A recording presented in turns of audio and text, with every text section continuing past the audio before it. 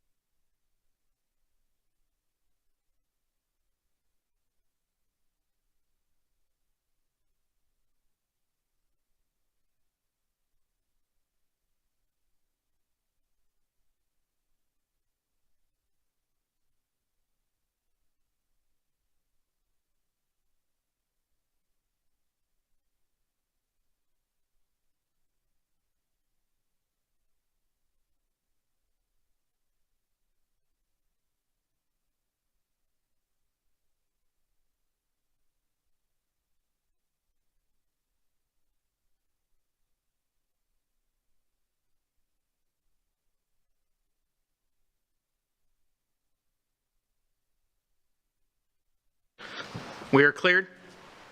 Thank you, sir. Thank you, everyone, for your patience. We're here today for our school board briefing meeting. Welcome, everyone. Does the superintendent have any changes or anything with the agenda? No, sir, no changes at this time. Okay. We have 6 items today. Per board protocol, each member should strive for 4 minutes for initial comment, 2 minutes for follow-up, for a total of 10 minutes during discussion. For the public comment will occur in this meeting, but it will be after all of the items have been completed. Right now, we have 6 items. Let's proceed to item number 1, quarterly reports for school board advisory committees.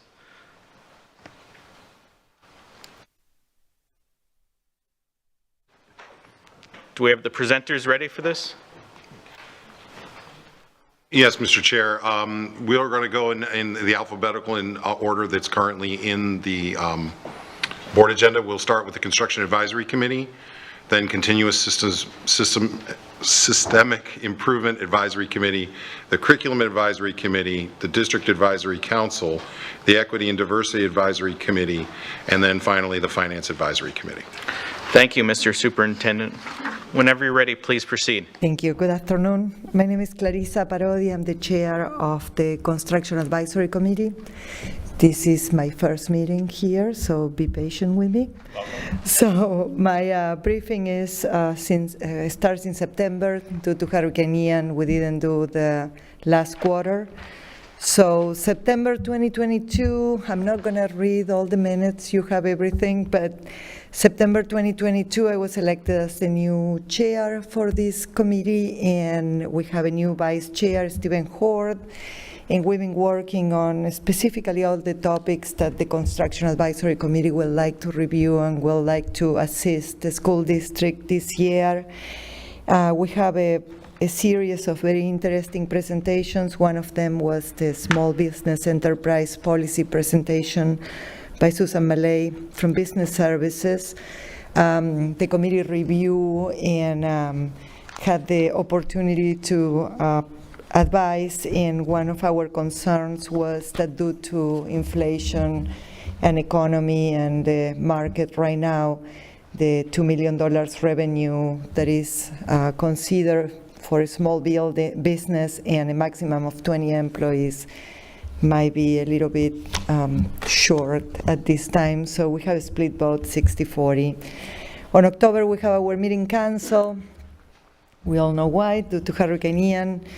On November, we had an excellent presentation from facilities from Mr. Reichenbacher talking about the school district, the strategy after Hurricane Ian. And that this presentation carry until now. In every meeting we discuss, we talk about especially the barrier islands and what is the future for those schools, and as a committee, how we can help with those schools. In the committee, we have a lot of architects and contractors, so we have some heated debates on the schools. And we have a presentation from Mr. Ross in December. We go over all of this again, and we also went over the new policies to do closeout documents.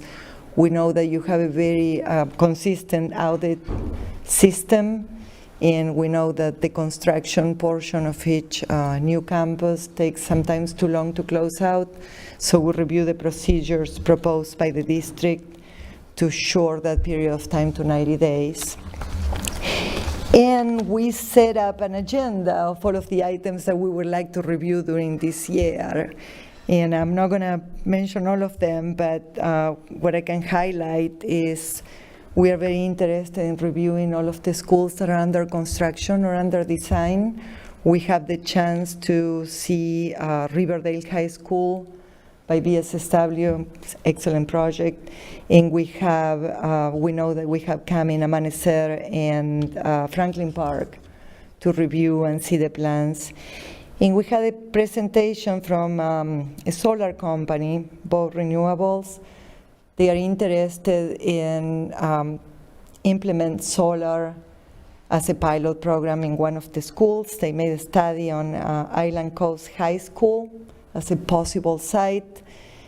We are going to continue the discussions as a committee. As I say, this committee has a lot of contractors and construction professionals and design professionals, and a lot of us work doing re-roofing jobs and construction jobs on the schools, so we have concerns. We think that renewable energy is the future, but we also think that there's still a lot that needs to be explored, and it has to do specifically with warranties and how to implement it, and that we live in a hurricane area. So we decided that we are going to pass that for next meeting, for next month, so we can keep talking about this in depth before we come here with a recommendation. So that's where we are. So that's it for me, so thank you so much. Thank you. Mr. Superintendent, any board member questions or comments? Okay. Thank you.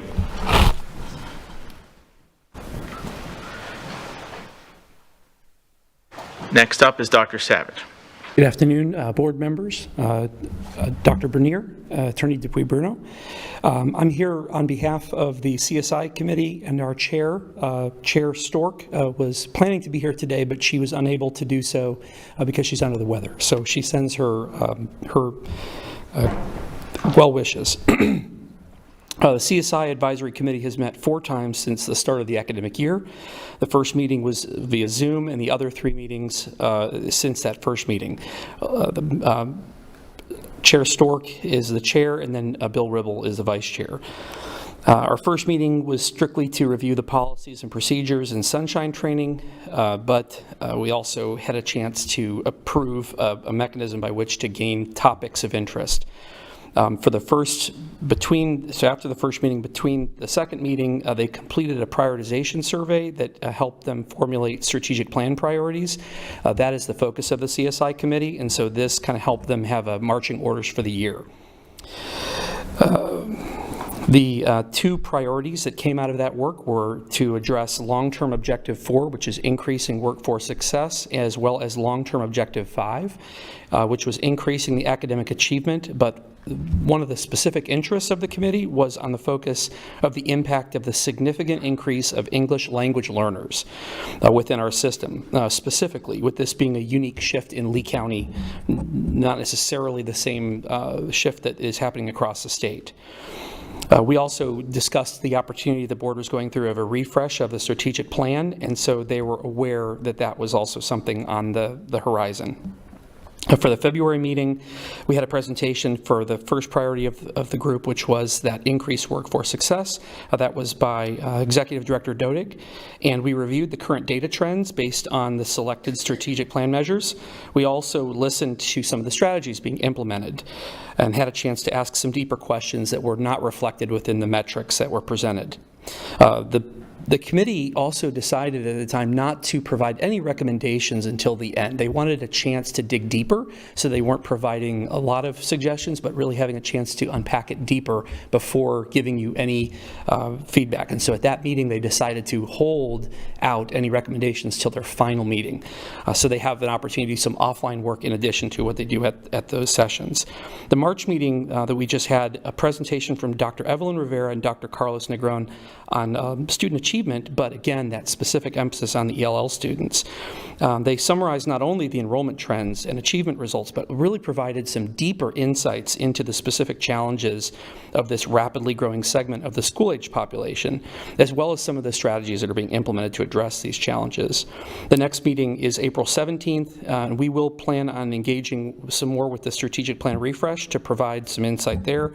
We've actually lengthened that meeting so that there can be even more time to really dig into those issues and provide recommendations at that time.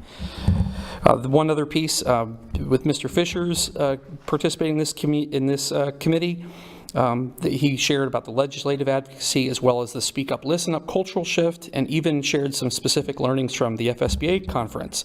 One highlight was Principal Adam Lane and his culture building work that aligned with the HR conversation of staffing challenges.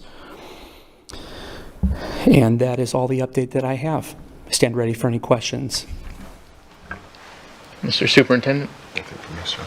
Board member questions, comments? No? Real quick, as Dr. Savage said, I sit in this committee. One thing I've enjoyed about this committee is a willingness to look at best practices from outside of our district. I think that's very important, and I'm excited to see that, so I appreciate that. Thank you, Dr. Savage. Thank you. Next up is the Curriculum Advisory Committee.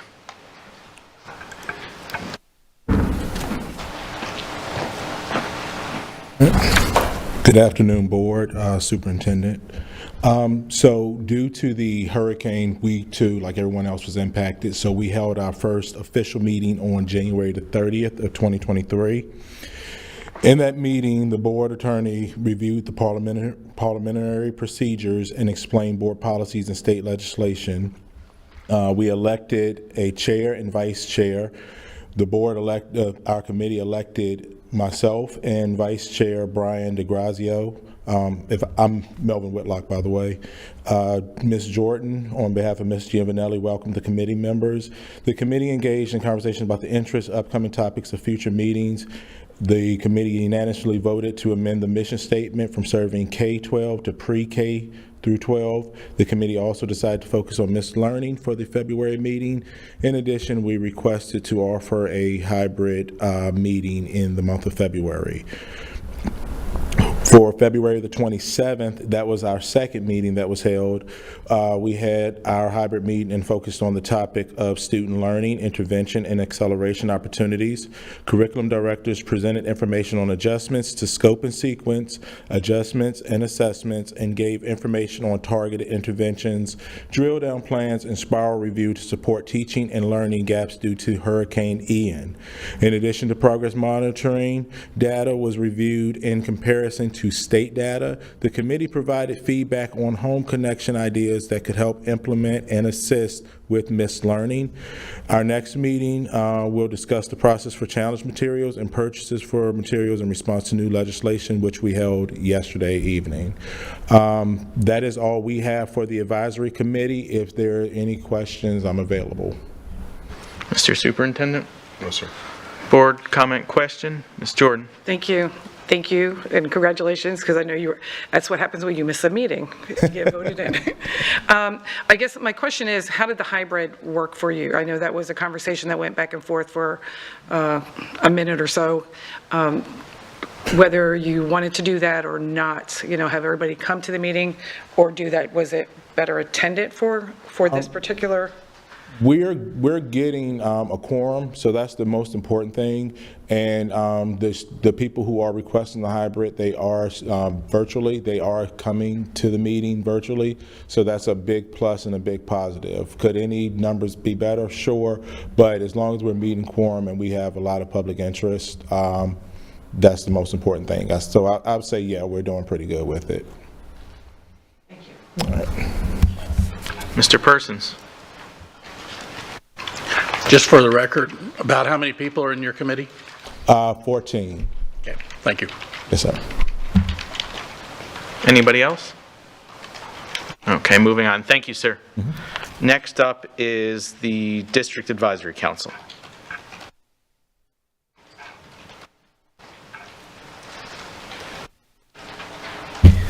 Good afternoon. I know some of you are new and may not know me. My name is Scott Hertz. I'm the chair of the District Advisory Council. I did not step back fast enough this year, and people managed to push me into the role for one more year. So I'm still doing this for the district. Our committee, to address the question that was just asked to the previous speaker, has approximately 100 members, and because of that, we have continued to meet via Zoom, even though the pandemic is over, which is what started us doing it that way. We have much better attendance in terms of having almost 100%, I won't say 100%, but we probably have 90 some odd percent attendance. You know, when you look at our minutes, you can actually see the schools, the members from the student advisory councils that have not attended, and it's relatively low compared to what we had when we were meeting in person. We have much better attendance. The other thing I wanted to talk to you about is we've really worked with the district staff, started by Dr. Spiral and continued by Dr. Cupid McCoy, to take advantage of various online collaboration tools that are available to us during the Zoom meetings. So it's not 100 people trying to talk on Zoom. I believe if everybody was trying to speak at the same time or do those types of things, it would not be productive. And I feel if we had a small committee, if our committee was 10 or 15 members, I probably would be pushing to meet in person. I prefer to be here where I can look at folks and see everybody and get all the nuances that you get in in-person communications. But with 100 people, we find that using the online tools and using the chat portion of Zoom for people to put questions into the presenters and have those monitored. We've really worked very well with the district staff to ensure that we never have just one person presenting to us. Presentations to the District Advisory Council are always done by a team of folks. At a minimum, we usually have 3 because we have breakout sessions by grade level groups, so there's at least one member of the presenting team in each of those sessions, as well as what happens is the presenting team is monitoring the chat, so while the main presentation is going on, if members are asking questions or additional information, providing comments, they're able to make sure those are responded to by the presenter, and that's all captured. We worked with Attorney Dupree Bruno to ensure that our chats are captured and appended to our minutes, as well as we've been using a tool called Jamboard, which is essentially like an online version of Post-it notes. If you've ever attended a meeting where that was facilitated by taking Post-it notes and putting up on a board and capturing ideas, that's essentially what the Jamboard lets us do virtually. And then we capture that as well and turn those into PDFs and attach those to our minutes. So if you're ever really curious about the details of the thoughts and comments and feedback from the District Advisory Council, I'd encourage you to look at the minutes, look at the attachments to that, and you can see the questions that were actually asked and answered. And the other thing that we've done is we've continued our philosophy of capturing these questions and then getting responses to items and having those included in the minutes. So it's always good to look at the final version of the minutes because you'll see both the questions asked by the District Advisory Council or comments provided to them and then the responses from staff, which gives you a much fuller view of what the District Advisory Council is doing for you.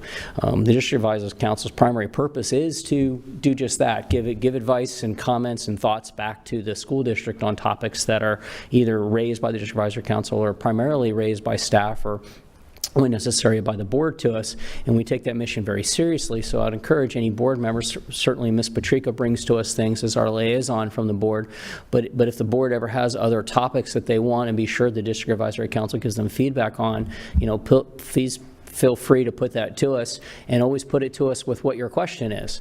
That's the other change that we've made, is that when presentations are made to us, we request that staff comes to us not just with a topic, but with a question that's put out to the District Advisory Council ahead of time so that people can think about it and provide that kind of meaningful feedback. As you can tell, I tend not to read y'all my report. My report was filed, and I figured y'all can read that, so I don't see the point in taking my 5 minutes to stand up here and do that. So I like to talk about stuff that maybe doesn't translate as well into written reports. But I will say our first meeting was on the proximity plan. Feedback was given about, again, concerns about transportation. Overall, the feedback's been pretty positive on how grandfathering was being handled, and a lot of the concerns are what the next step are. How will this carry over to middle schools and high schools, particularly when you get into schools that have specific programs that aren't ubiquitous throughout the district? How is that going to be addressed? And how do you handle, what if you're not in the neighborhood of those schools and then people are concerned to make sure that that still continues to be available to them? I'll pick the school one of my children goes to, North Fort Myers High School, which has an ACE program, has the theater program. My daughter's enrolled in both of those, and that's only available there, I believe, Fort Myers High School. So it is important to keep that in mind as you grow that, whereas everybody's in favor, obviously, of reducing our transportation budget and simplifying the process our students go through and shortening that time. Our second meeting was in February. We discussed the code of conduct. There was a recommendation from DAC that the code of conduct remain split into two editions, if you will, by the grade levels, that we thought that the way you talk to the lower grade levels, K through, and I apologize, I don't know if I put in my minutes what the split was. I apologize, I don't recall the split, whether it was K through 3 or K through 4, where the code of conduct splits. But we thought it was appropriate that there are two different books or versions of it, so that can be addressed appropriately by grade level. Suggestions were made on things that could be taken out of the code of conduct that the District Advisory Council felt were more directed at staff and teachers in terms of how to implement or enforce the things in the code of conduct, as opposed to explaining to the stakeholders what expected behaviors are. And things like that. So that, when you get something that becomes so large, and I'll tell you, in my day job, I'm an attorney, and I've learned that our legislature and our laws sometimes make us make everything longer than perhaps other people think should be necessary. And the longer something gets, the less likely people are to read the whole thing. So I would keep that in mind as you look at your code of conduct, that it's certainly important to make sure that it's explained to people what behaviors you want and what the desired behaviors are, while not making it so long that no student's ever going to read the whole thing, and then have you really accomplished your goal by having a code of conduct to address them. And we gave those types of feedbacks. Our next meeting will be it's tomorrow night, actually, and it'll be on the Naviance program in Bright Futures, which I think is a great thing to solicit feedback on, about how do we communicate this. Is the way we're communicating it clearly understood by the district stakeholders, the parents, teachers, and students, to make sure that they understand and know how to navigate that process, and so that we can all work together to accomplish our goal of having our children graduate, and if they choose to go on to either life readiness or whether they choose to go into college, that we've properly prepared them for that, and we've enabled them to have all the tools to do that, and then all the tools to take advantage of things like Bright Futures that essentially can give them pay for all of their tuition for 100% of their college education. And that, in combination with the dual enrollment opportunities that the state and the school district provides, I think are wonderful things to continue to explore and look how to do that. And that's a lot of what our committee or council tries to do for the district, and I stand ready to answer any questions you may have. Superintendent? Nothing, sir. Board, sorry. Ms. Patrica. So thank you very much, Chair Hertz, Dr. Hertz. You don't give yourself enough credit for being able to manage a group of 100 people on Zoom. It's a different skill set. Managing it in person, I think, is probably a little bit easier. And it has been because of your leadership through COVID, through the present day, that I believe that committee has been able to come forward with really good recommendations. I'm hopeful that you all will be able to weigh in on any changes, or not changes, but any refreshment of the strategic plan. I'm hoping that we can find time in our meeting schedule for you all to weigh in on that. And I'm deeply grateful for your service. Thank you. Thank you. Anybody else? Okay, thank you. Thank you. Next up is the Equity, Diversity, and Advisory Committee.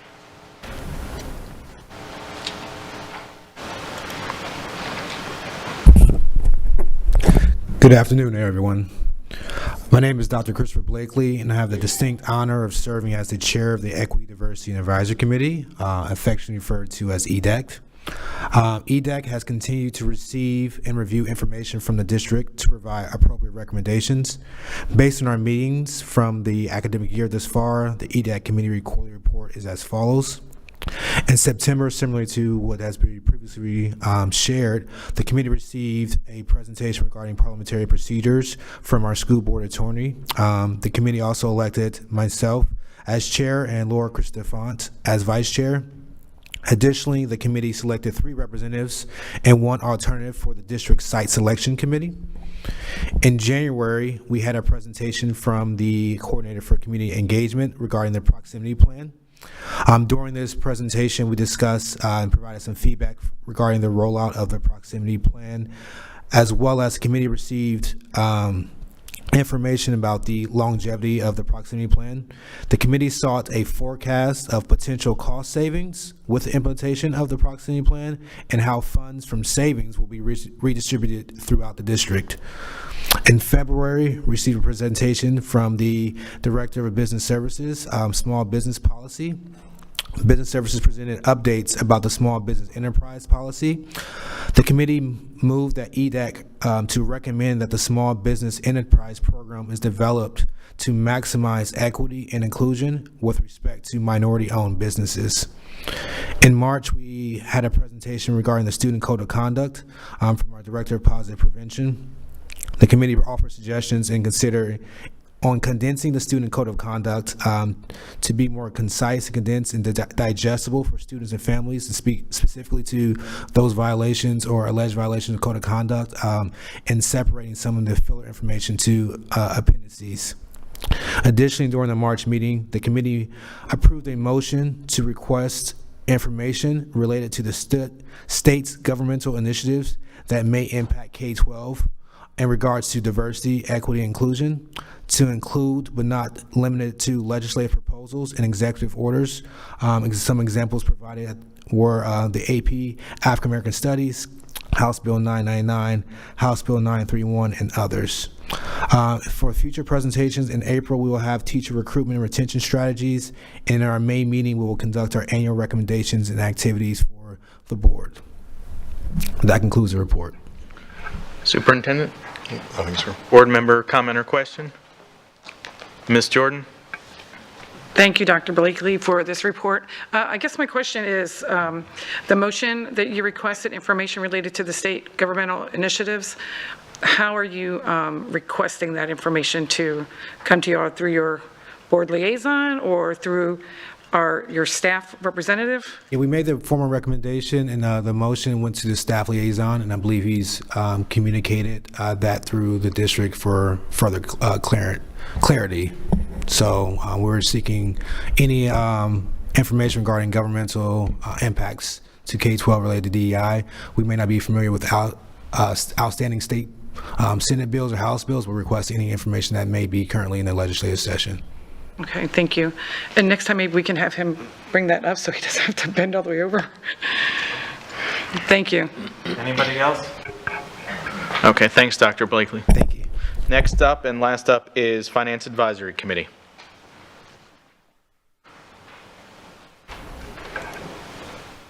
Good afternoon. So Mr. Teblum could not be here today, so I'm stepping in for him. So at our September meeting, we held our elections, and Mr. Teblum was voted the chair, and Ken Boyd was our vice chair. In January, Ms. Millay came back for a second time and provided an update on the small business enterprise. The committee made a recommendation that the gross revenue threshold be increased from $2 million to $10 million during that meeting. In February, Dr. Malloy came and presented the elementary proximity plan to the committee, and it was one of the best turnout in person that we've had for a while, so everybody was interested. They had a lot of questions and concerns, but by the time they left that meeting, they felt like they had all been addressed, and they felt very good about where the district was going, why we were going there, and that everything had been thought through. So he did a very good job in that presentation. I updated the committee on the impact of the hurricane as it relates to our sales tax, or not sales tax, sorry, our local tax dollars and what that looked like, and the estimated amount that we were looking at due to the refunding to taxpayers. That's about $50 million that we're looking at. We'll probably have to refund back to taxpayers.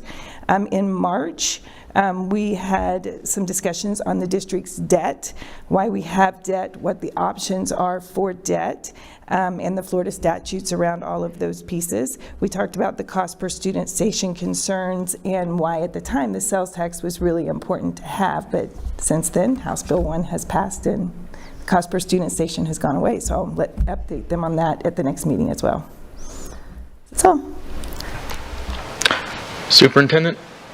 No, sir, but I would like to just make the comment.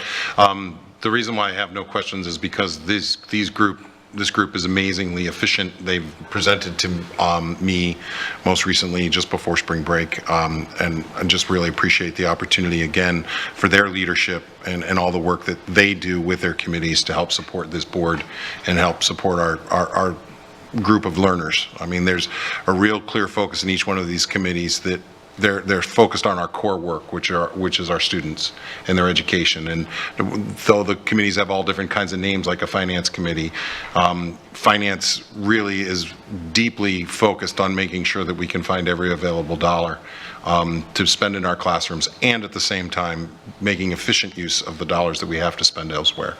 So I just want to thank all the committee members as well as the the chairpersons of these committees. Thank you for your leadership and the opportunity to continue to interact with you regarding your specific committees now and into the future. Thank you, Mr. Chair. Thank you. Board member comments, questions? Thanks, Ms. Lecter, appreciate it. That concludes our presentation on the quarterly reports. I echo what the superintendent said, and I also want to thank the community members that are really involved in these committees and help us out. It's been one of the things I've truly enjoyed being on this board, is being involved in those committees. Thanks. Next up is item number 2, which is our auditor's RSM presentation.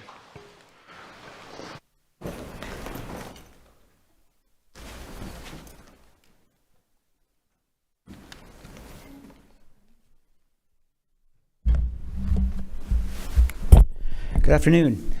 My name is Matt Blondell. I'm a director with RSM in our internal audit practice. We are here to, as your board internal auditor today, provide you with an update on our audit plan. So in August of 2022, we met with the audit committee, discussed the audit plan for the year, and set that out. I believe that was brought to the board and ultimately approved in September. Then, of course, immediately following that, the hurricane hit, so we kind of knew that there was going to be a bit of a delay there. But as soon as the district was ready and able to begin auditing again, which we started in December, and have started and have kicked off all of our audits that are on the plan for this year. So which would have included, we did have like one trailing item on the technology, information technology and cybersecurity assessment, which we closed with you all earlier this morning. We also had the half-cent sales surtax audit, the P-card audit, and the contract compliance audit that are all ongoing. So I brought my team members with me here today, Weiss and Ava, who will be prepared to give an update, and of course we can all answer any questions that you all have with respect to the current progress of these audits. Like I said, they're all ongoing. They've all been kicked off, and we're working hard, and along with the district staff who have been cooperative and are also working to provide our requests and answer our questions, and certainly expect to have everything wrapped up by the fiscal year and be bringing these reports to the audit committee most likely in May. So with that, I'll turn it over to Weiss, who will walk us through the half-cent surtax update, and like I said, we're happy to answer any questions that you all have. Thank you, Matt. Appreciate your time today, board. As you can see, the first item here is information technology, the cybersecurity assessment. So this is just a full recap. We met earlier today in a closed session to talk through the sensitive nature of that report, as well as some of the remediation items that you're aware of that are already in progress, some of which have already been completed. So I'll kind of move to our next item here, the half-cent sales compliance, and start maybe with scope, really what our objective was and kind of where we are in the project. So overall, our real objective was to evaluate and assess the reporting that's provided to the ISOC committee, who's responsible for overseeing half-cent dollars. So in order to do that, a big part of what we're doing is evaluating the completeness and the accuracy of the data that is reported. And then, of course, we're doing some detailed testing of related procurements, as well as expenditures that have been processed, just to verify that those are appropriate and in line with the approved means by which those funds are intended to be used. So we've performed detailed testing. So in January, we did walkthroughs. We wanted to get an understanding of what that process looks like, so that if there are any recommendations that we can provide that to the ISOC committee. We've also issued a survey to the ISOC committee to get an understanding and their perspective of the quality of the reporting and the completeness, any perspective they may be willing to provide to us regarding the process and the reporting that's provided. We also performed on-site walkthroughs and detailed testing on-site as well of the support that was available. So we're actually in the process now of consolidating our results, any exceptions that have been identified, taking the feedback from the survey, and we're in the process of drafting that result now. So we're very optimistic about the results, and we look forward to providing the results here soon. Any questions on the half-cent project that we have going on? Board member questions, comments? Ms. Morgan? Yeah, just one comment or question. You say that you're vetting potential exceptions with management. What's the nature of those potential exceptions? So everything is preliminary, right, until we have an opportunity to ensure that we have all the information that we need. Really, a lot of it is documentation to support expenditures, the nature of expenditures. I don't want to imply that we have exceptions, but if there isn't a documentation that we've been provided now, we're working with management to make sure that that information is provided. No problem.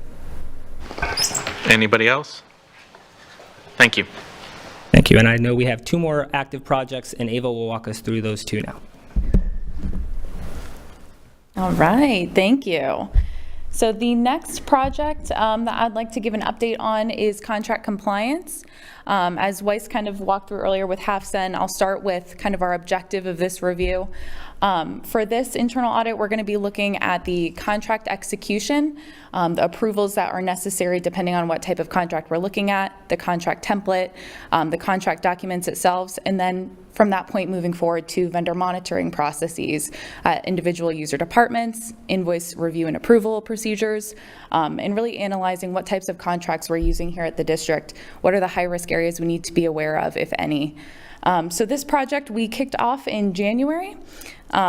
We had several walkthroughs. I want to thank Attorney DuPuy-Bruno for her and her team for helping us really understand what the process looks like, getting us an idea of what processes are maybe centralized versus slightly less centralized.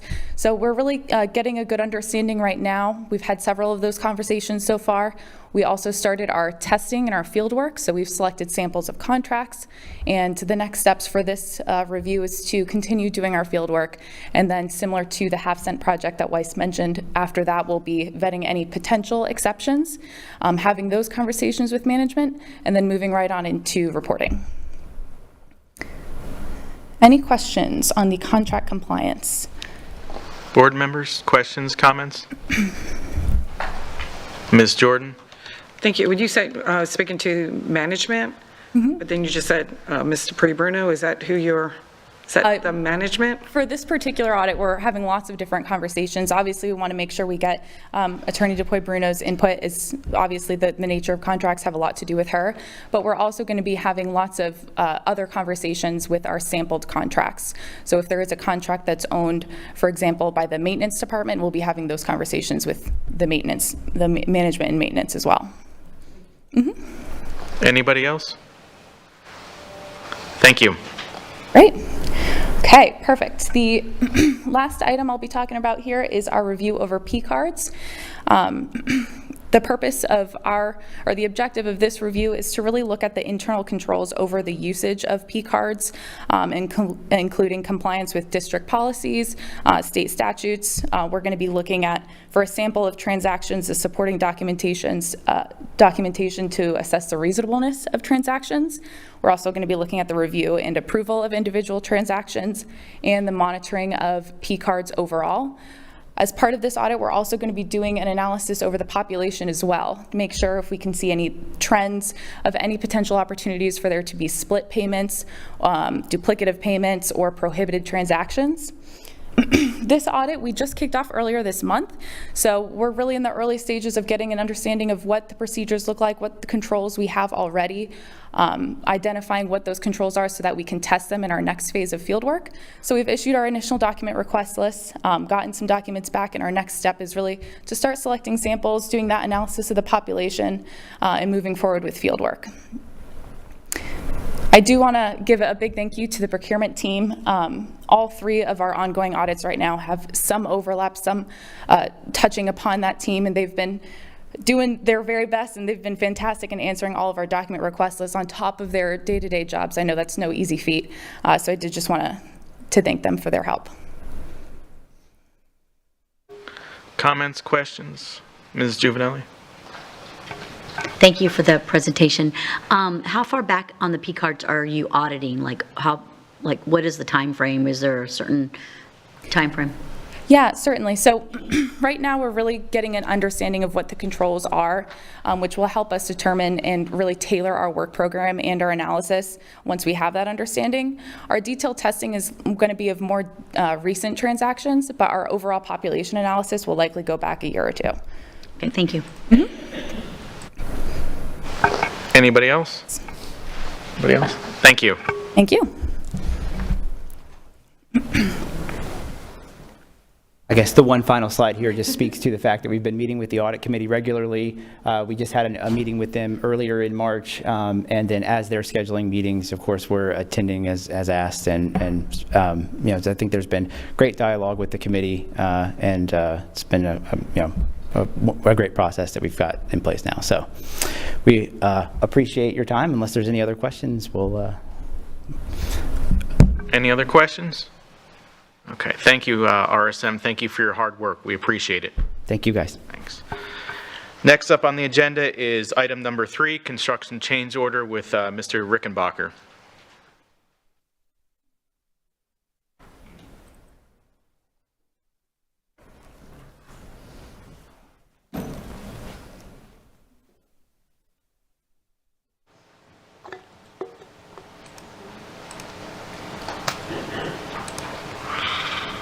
Mr. Chair, you'll notice that is not Mr. Rickenbacker.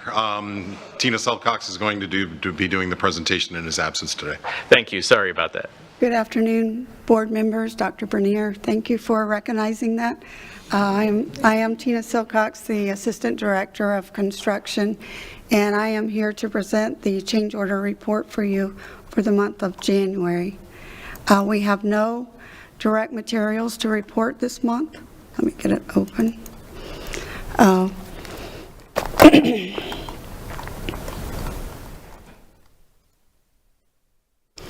Non-direct material purchases for the month of January is $138,908.66. Contingency adjustments are $17,917.01. If you flip to the next page, you can see a detailed spreadsheet. If you'd like to review that, if you have any questions, please ask. Questions or comments from the board? Okay. Mr. Superintendent, anything? I don't have any. Okay. Thank you for your thank you for your presentation. I appreciate it. Thank you. Next up is item number 4, the financial audit results for fiscal year 2021 and 2022.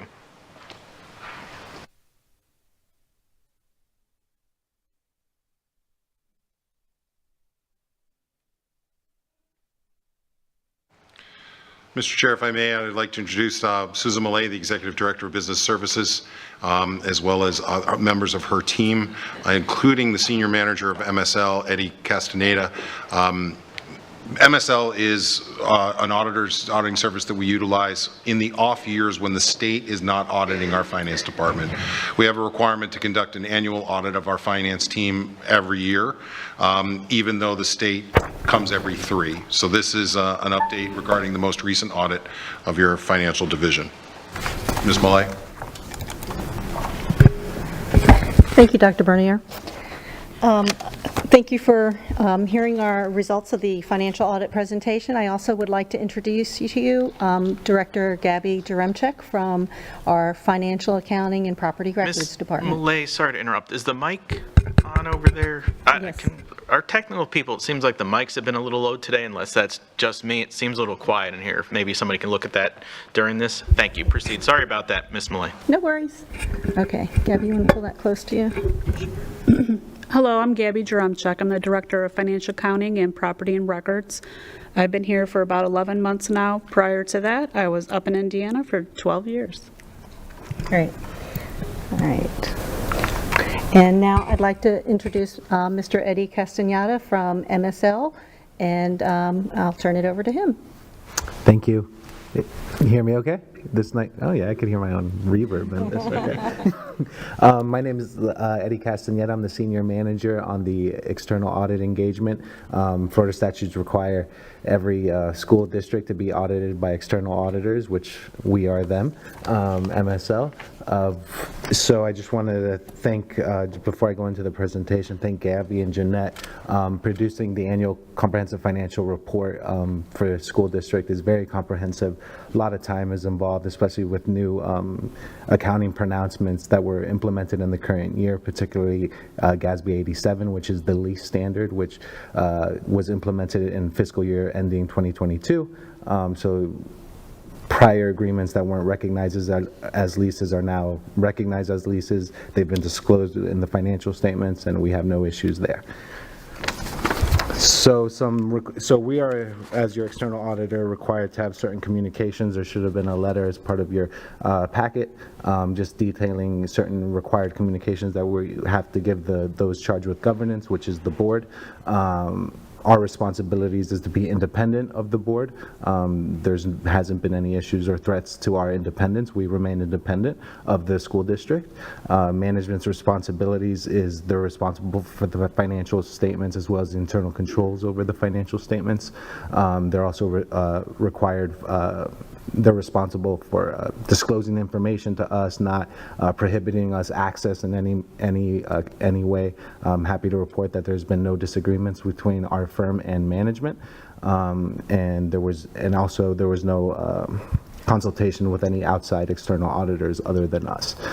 We did issue the audit report back in December, so we were within the 9 months guidelines of issuing timely to the state, and also within the 6 months time period to report to the GFOA, which they are the national governmental accounting experts that issue a certificate on the level of reporting, and I'm pleased to say that we did submit to their agency prior to their deadline. Slide. So we're here to happy to report that we have an unmodified opinion. That is quote unquote the clean opinion. There was no issues or findings that we found related to financial statement reporting. Also, we are required. That went up. Did it go? Okay. So you can turn this a little way. Yeah. We're also required to evaluate the school districts. Ooh. I know, I want to. Okay. It's real far now, so it should be okay. We're required to evaluate the school district's internal controls. We're happy to report that there was no significant deficiencies or material weaknesses that we discovered. Next slide, please. We're also required to do a single audit, which is on the audit of major federal awards that the district received. There was no compliance findings with our single audit testing, nor was there any internal control over grant compliance findings that we had.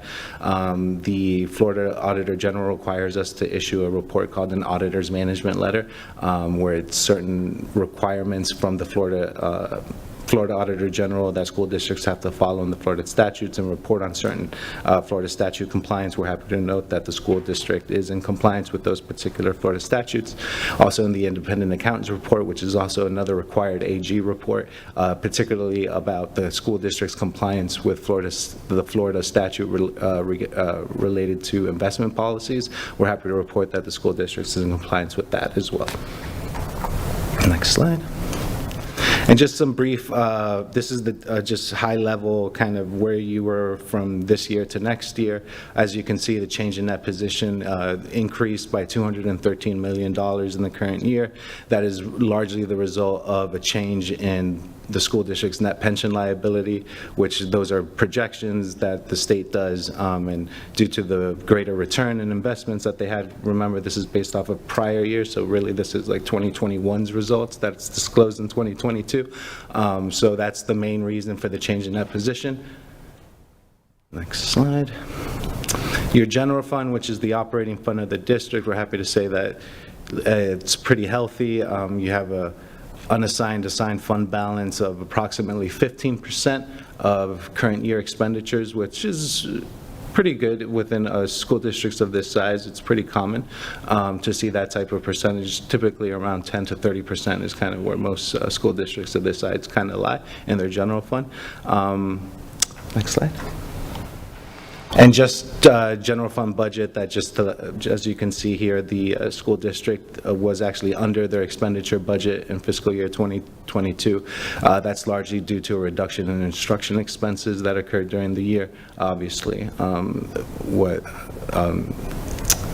I did want to say, sorry, just now that I thought about it, especially to get this out timely with what happened last year, that's a big kudos to Gabby and Jeanette's team as well. Okay, sorry. Great. And I'll leave it up for any questions or comments for the board. Superintendent? No questions from me, sir. Okay. Board, questions or comments? None. Thank you. All right, thank you. Thank you, Mr. Castañeda.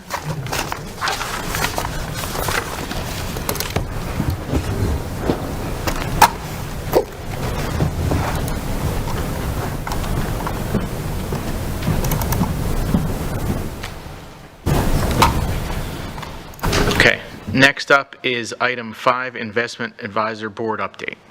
Director Millay. Thank you. Now we're here to go through the investment advisor briefing for the board. Mr. John Grady is joining us from Public Trust. His firm has been selected through the competitive solicitation process to support our district. In prior years, we had, immediate prior years, we had 2 firms supporting us, which included Public Trust also. So as he reports his numbers, you'll see some information for 2 different groups of investments because we had 2 different investment advisors in prior years. Okay, Mr. Grady. Thank you, Ms. Millay. Members of the board, Superintendent John Grady with Public Trust Advisors. Thank you so much. Thank you for the introduction.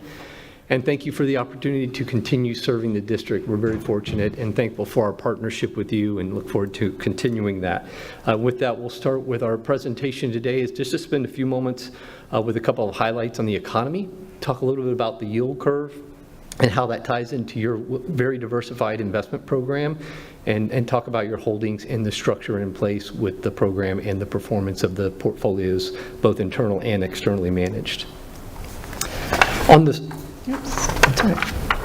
Thank you. So the first economic data point we'll discuss, of course, is unemployment and the labor force. And as we know, when we talk about these two, we're tying those into the Fed's 2 mandates of full employment and stable monetary policy, or stable, maintaining low inflation. And so the good news is that the labor force and unemployment remains low. Actually the lowest in 50 years nationally here in Florida.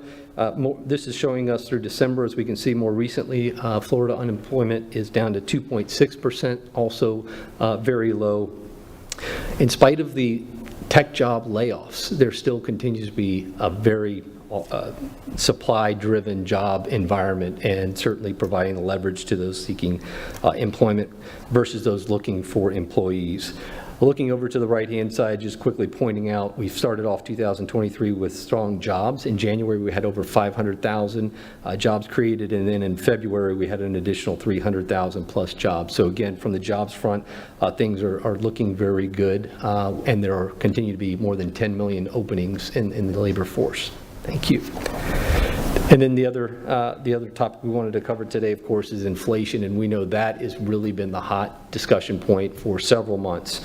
Back in June of last year, inflation peaked at year-over-year growth of 9.1%, the highest level of inflation we've seen in over 40 years. The good news is we've now seen 8 months of slower inflation. More recently, in February, inflation, as you likely know, came in at 6%. The core was in at 5.5%. So both of those readings are lower. That has everything to do with lower energy prices through the first couple of months of 2023. That said, housing continues to be troublesome for the consumer as those costs, whether you own or rent, remain elevated. Just a couple of data points for you. Bloomberg Affordability Index, which measures the ability of a median price income household to buy a median price home in any area. In March of 2020, 58% of homes in Fort Myers and Cape Coral were able to be afforded by a median income family. That number as of January is 31%. So in spite of what we're seeing nationally, Florida, as we all know, is still seeing massive inflows of folks from around the country, and that is keeping prices high in various areas, including here in Lee County, one of the hotter markets here in Florida as well, as you likely know. So the hope is that the Fed can bring down these rates, and that's what we're seeing here on slide 5 are the projected, these are the dot plots. So these are the projections from the Federal Open Market Committee. They meet every 6 weeks. Every quarter they update their projections of where that overnight rate will be. To put things in perspective, a year ago in March of 22, the overnight rate was 0.25%. Today, that rate is 5.0%. So the most aggressive Fed policy we've seen in 3 to 4 decades. It actually goes back longer if you look at it on a percentage basis. The last peak we had in overnight rates was 2.5% in December of 2018, and today we're at 5%. We haven't seen this level of overnight rates since back in 2006, 2007. And so while that is difficult for inflationary factors, of course, all the costs that we're talking about from consumers, the silver lining to this is the ability of the district's investments to earn income that we haven't experienced in many, many years. So that is, again, the silver lining from the investment standpoint. Again, this chart is showing that as of last week, of course, when we talked about when we think about the bank failures, the FDIC and the government stepping in, we saw rates drop quite a bit. They've actually started to trend back higher. There seems to be a lot more confidence in the market with that. And so, again, and what we'll talk about with your portfolio here on the next slide, well, we'll talk about, let me talk for a moment just about the yield curve shift, and then we'll discuss how your diversified program works so well in these uncertain markets. This chart really shows us that low blue line is from September of 2021. So again, where rates were very close to zero, certainly in the overnight space, and just shy of 1% out to 5 years. And fast forward to November of 22, which is that light blue line you see there, and then as of March 7th. And so just to give us some perspective of when working with Ms. Millay and her team on this presentation, putting this together as of March 7th, that gray line where rates are, if we look at that gray, if we look at interest rates today, they're anywhere from, the short term they're not down much, but anywhere from 1 year out to 5 years, they're down anywhere from 0.75% to more than 1%. And that has everything to do with rates dropping, again, approximately 1% in a matter of a few days. Rates have started to bounce back up. What's important to mention is that as we go over into your investment program review, the primary investment objective is safety. And that is how your assets are managed, whether they're in the liquidity program or in the 2 longer-term investment portfolios. Safety is first.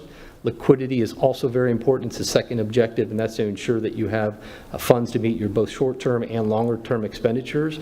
But then again, we want to ensure that you're able to earn a market-competitive rate yield, and that's where your diversified investment program comes into place. You utilize a liquidity program for a majority of your assets that, again, provides daily access to cash as needed. And then your longer-term portfolios, which make up around 15% of your overall investments, protect you in a declining interest rate environment. And so that's where that minimizing risk comes into play by using a diversified approach for your overall investments. Your investment program is with all school districts in Florida, and actually all governmental entities is governed by Chapter 218, Spot 415. And again, primary objective, safety. All of your assets are held in a third-party custody account that only authorized individuals here at the district can move in or out of those accounts. As your manager, we can direct transactions and investment strategies, but we have no authority. We view that as a very important internal control in your investment program. All right. So as we look at your investment program review, just to highlight your three primary strategies, again, the primary or largest component is your liquidity portfolio, where you have same-day access to cash for your short-term expenditures. The 0 to 5 year portfolio, about 7.5% of your overall assets, has an average maturity or duration of around 2 years. And then your 1 to 5 year portfolio, again, another 7.5%, average maturity of around 2.5 years. The two charts on the bottom just show how diversified you are as an investment program, and they represent local government investment pools, which are money market fund strategies, again, that provide overnight liquidity, as well as fixed income investments that are diversified in treasuries, agencies, and A-rated better corporate notes and municipal bonds. The chart on the bottom right just illustrates to you the interest income earned by each of these portfolio strategies. And a summary on the liquidity, as we can see, so again, a majority of the assets in this, you're diversified within 5 AAA-rated local government investment pools. Then you also use 2 banks for deposits, important to note, especially in this environment. As a public funds entity, your bank deposits are invested in qualified public depositories, and that is by state statute as well. And so that's important because the QPDs, or qualified public depository banks, maintain a pool of assets to support in the event of a bank issue. We haven't seen that here in Florida, thankfully. And also worth mentioning, our credit team is able to provide an analysis of a bank if the district is interested in looking at that. So we monitor that with our clients as well. Your 0 to 5 year portfolio strategy, again, maintains an average maturity structure of around 1.8 to 2 years. Diversified using primarily treasuries. This portfolio as of December 31st had 50% in treasuries, around a third in federal agencies, and those are Fannie Mae, Freddie Mac home loans, and then a smaller allocation again to A-rated or better corporate notes. So very well diversified, using maturities between 3 months and 5 years in that portfolio. And by policy, your portfolio is limited to 5-year maturities in treasuries, agencies, and corporate notes, and that's by design to minimize volatility from going out longer. As we look at the performance, so the 0 to 5 year portfolio, I thought this was important to illustrate. As we look at the annual income on this portfolio, you'll notice that each bar moves up as we get through fiscal year 2019 and 2020. That makes sense as that follows that yield increase period of 2016 to 18. So it's a bit of a lagging, but as we're reinvesting in higher yielding securities in that rising interest rate environment, that of course equals higher income opportunity through those years. We saw income come down, of course, into 21 and 22 as rates came down in 19. And then, as we all know, when the pandemic started in March of 2020, the Fed brought rates to 0 and interest rates along the curve came down. That said, even as rates came to 0, your liquidity funds, unfortunately, felt that impact much quicker because they are daily liquidity and shorter term in maturities. Your longer term portfolios actually protected the district from coming down to close to 0 from an interest earnings perspective, and that is by design. And again, that's the benefit of utilizing a balanced approach for you. We likely will see your income going forward start to increase again, especially as I mentioned, investing out in the 2 to 5 year area in rates above 4, close to 5% in recent months. Again, rates we haven't seen in quite some time. Then the 1 to 5 year portfolio, as Ms. Millay mentioned, was previously managed by your other advisor. We've now inherited this. We'll continue to manage that and use these two strategies for you to balance out the liquidity portfolio. This has a 2.5 year duration target over time, similar asset allocation. The primary difference between the 0 to 5 and the 1 to 5 is 0 to 5 will utilize the 1 year to 3 year maturity, and then this portfolio will use the 1 to 3 year less so, and then balance that out with 3 year to 4 year and 4 year to 5 years. So again, just another way to more diversify the overall investments. Those 3 to 4 and 4 to 5 year securities in this portfolio will help protect against a declining interest rate environment for a little bit longer. So again, very balanced approach. Again, highly rated, very liquid investment program, and it's worth mentioning that your investment program is compliant with your investment policy statement as well as with Florida state statutes. I know I covered a lot in a brief period of time, but I want to be respectful of your time today and We appreciate the time to be here and present your investment program. Certainly want to answer any question. And apologies, Susan. The last one is when we look at the 1 to 5 year portfolio performance, it shows you a little bit different measure. This is total return. This portfolio has been actively managed, so buying and selling. And so you'll see that measured against a specific benchmark over time for that particular portfolio. We're working with the district, again, bring these into alignment as we transition from 2 managers to a single manager. Public Trust inheriting that will balance out these 2 portfolios and continue to show that performance moving forward. So apologies, got ahead of myself on that one. No worries. But we do appreciate that opportunity to manage both of the portfolios for the district. And with that, I'll take any questions or thoughts from the board or superintendent. Mr. Chair, if I may, there appears to be a different presentation that we just presented. This is what in board docs, so I will get that cleared up. I'm not quite sure where, because I reviewed this presentation last night, and what I just saw is slightly different, some of the same information, but I want to be clear to the public that we will make that adjustment as soon as this meeting is over and make sure that this gets added to the presentation as well to make sure that our board docs are updated. So thank you. Thank you, Mr. Apologies. Thank you. Thank you, Mr. Superintendent. I was just about to ask you that, so I appreciate that. Thank you, Mr. Grady. Board member comments and questions? Anybody? Ms. Patrica? I'm going to take the opportunity to ask if you would give us your professional opinion based on market trends of where interest rates are going. I'm hearing that we're not going to see any increases in the short term, and we might be looking at decreases around the new year. That's a great question. I'd love to answer it more from a personal standpoint of we all have our own opinion, but professionally, what I would say from our firm's perspective, what we see right now, which was different than the beginning of March as the banking industry sort of impacted the projections. That is, we anticipate in the very near term, and for instance, the May meeting, that the Fed, right now it's actually priced in a 50-50 chance of one more rate increase, which would potentially bring that to 5.25%.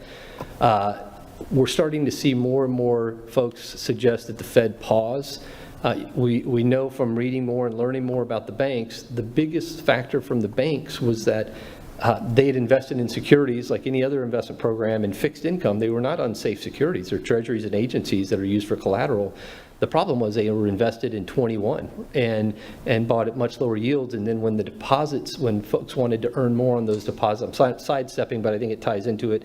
When individuals were looking to earn more on their bank deposits, the banks were unable to pay those higher rates because their investments were locked in at much lower rates. So the deposits started coming out. So that led to that. So that's really changed, I think, the perception of, or the expectations of where the overnight rate will be at the end of the year. Right now, if you look on Bloomberg and look at market expectations, it's around 4% is the projection at the end of the year. So maybe raise it to 5.25, but then likely have to start cutting rates at the end of the year. If we look at that same chart at the end of February, it's drastically different. It's projected to be about 5% at the end of this year. So I think if things hold off, if the consumer can hold off, then maybe we're around 4 to 4.5%. What I do worry about as a consumer, when we look at things like credit card debt, continued cost of food and housing, if that brings an economic slowdown that's greater or sooner than what might be expected, they could push rates lower at the end of the year. But if the consumer can hold out, then hopefully we hold off, closer to that 4% range. I'd love to hear your thoughts if you have any expectations. No.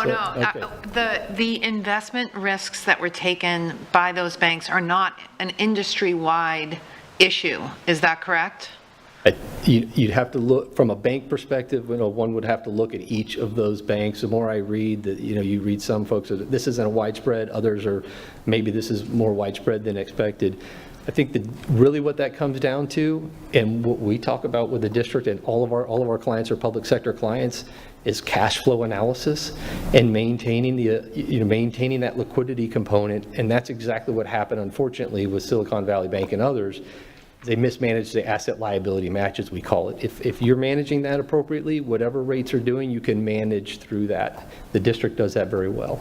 I think mismanagement was the Yes, key word ma'am. there. Agreed. Thank you. That's it. Thanks. Anybody else? Thank you. Okay. Thank you, Mr. Grady. Thank you, Director Millay. Okay, next up on the agenda, item number 6, long-term recovery, Fort Myers Beach Elementary School, and we have COO Wagner on this.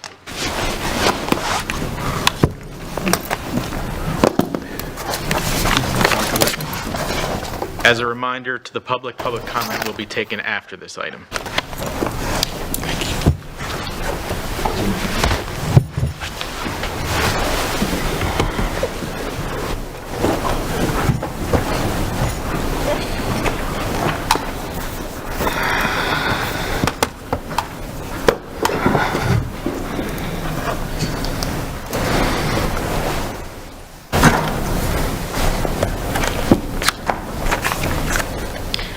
Board, just as an update for long-term recovery considerations, this is the briefing that we promised we'd bring on 3/28 regarding specifically the one school building we have left to make a final decision about.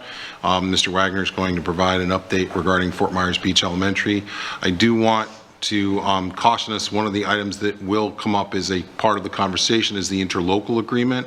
That is currently, being negotiated, so I won't dance around your questions, but I may not be as able to speak as clearly as you would hope. But we have meetings beginning tomorrow,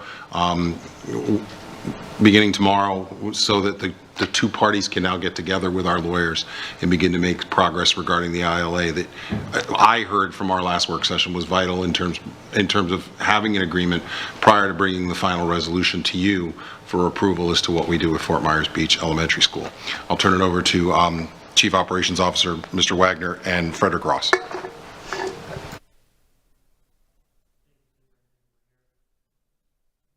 Thank you, Superintendent Bernier, Vice Chair Fisher, and board members. We're here today for the third time to talk about and refine the options regarding the long-term solution for Fort Myers Beach Elementary. Specifically today, we'll be talking about the phased elementary campus, which you will recall was option B in our last conversation. No, you skipped a slide there, but that's okay. No, go back. As Mr. Ross navigates back, essentially our agenda today is to review, you can go to the next slide. We'll give you an update on the cost analysis comparison year over year for the school. I'll give you a brief update on the Hurricane Ian impact. We've talked about that ad nauseum, but it's important to keep that front of mind. Then we're going to go into the specifics around the phased elementary campus. As you'll recall, that was option B that you asked us to explore in more detail and bring back refinement, similar to what we did with Hector Cafferetta.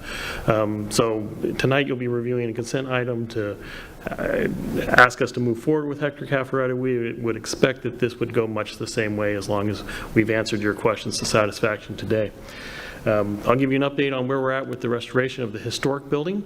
We'll speak specifically about the site improvements that are necessary to facilitate the phased elementary campus. I will give you a short, brief update on what has occurred with the interlocal agreement. As Superintendent Bernier mentioned, that is under negotiation, so we may not be able to answer all your questions in depth. And then finally, we've always concluded these presentations with a cost summary. Next slide, please. So as we've talked about multiple times, there is a delta between expenses and revenue when it comes to this particular campus. We've made great strides in reducing the expenses, and you can see that here in the last two rows of this particular metric. For the proposed 23-24 school year, you're seeing less revenue. That is directly related to a lower student enrollment. So post-storm, we did have a decline in student enrollment. We've recognized that here in this slide. But you'll see once we, the 24-25 school year, we anticipate students returning to Fort Myers Beach Elementary and thus revenue increasing, offsetting that deficit and bringing the overall deficit down from what was approximately $1.3 million to under $725,000. So we are working towards a long-term sustainable financial situation for Fort Myers Beach Elementary. Next slide, please. At the risk of being repetitive, we all know that Fort Myers Beach took a significant impact from the hurricane. including significant storm surge. So as we talk about Phase 1B, or the permanent structure we will be building, I'll talk about how we are raising that above the floodplain. And it obviously is a result of large storm surge potential. That storm surge did damage the buildings beyond economical repair. Essentially, all systems other than the structural systems were determined to need to be replaced. Next slide, please. Through our conversations with you and the ad hoc committee and multiple presentations here at the board, we landed on a phased elementary campus, and you asked us to explore that in greater detail and bring it back to you. So essentially, the plan for a phased elementary campus would first be to restore the historic building and stabilize the campus. We're referring to that as Phase 1A, and that work is currently in progress. Second would be to provide site improvements in Phase 1B of an elementary campus, limited to a budget of $5.8 million. That is not an arbitrary number. That was arrived at as our expected expenditure to provide a temporary campus on site.